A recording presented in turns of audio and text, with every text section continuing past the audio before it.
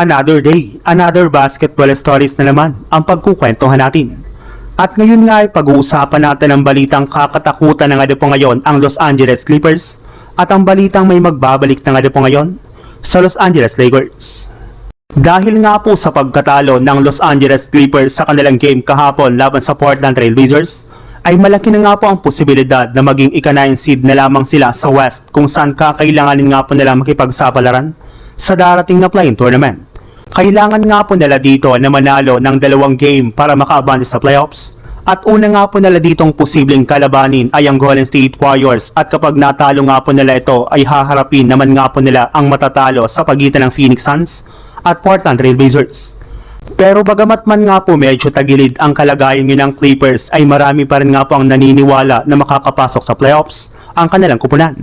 In fact, kapag nangyari nga po yan ay sigurado nga po nakakatakutan dito ang Clippers dahil kay Kawhi Leonard.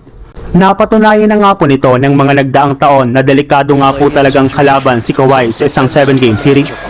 Since dito na nga po lumalabas ang tunay na laro nito na siyang pinakasusi ngayon ng Clippers para makapag-compete pa sila sa kampyonato. Sa ibang balita naman, desidido na nga po talaga ang Lakers na makapag-compete sa playoffs. Since bagamat man nga po napaka-risky ay in-wave para naman nga po nila noong nakarang araw ang kanilang batang player na si Kobe Buffkin para lamang makabuo sila ng bakanting pwesto na kanilang magagamit para makakuha ng bagong player na makakatulong sa kanilang team pagdating ng playoffs.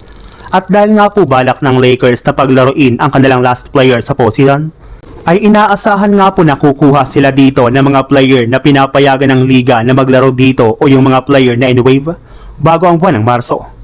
At dahil nga po kulang ang Lakers ng player sa kanilang backcourt, ay expected nga po na isang point guard ang kanilang kukunin katulad na lang ng kanilang dating player na si Spencer Dinwiddie. Ayon nga po sa isang NBA analyst, kahit man nga po hindi nakapaglaro si Spencer Dinwiddie sa NBA ngayong season ay pinapayagan pa rin nga po siya ng liga na makapaglaro sa playoffs. Para nga po sa mga hindi dyan nakakaalam, huli nga po itong nakapaglaro sa EuroLeague simula nang mawala ito sa NBA. At willing para naman nga po ito na bumalik sa Lakers para tulungan si LeBron habang wala sina Luka Doncic at Austin Reeves sa kanilang lineup.